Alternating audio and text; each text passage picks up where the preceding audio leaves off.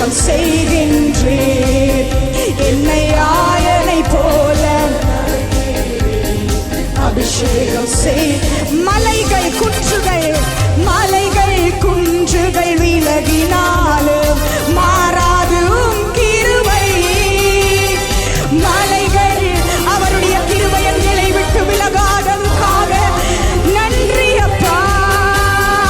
அநாதி ஸ்நேகத்தால் இழுத்துக் கொண்டே அனைத்து சேர்த்து கொண்டே என்னை அநாதி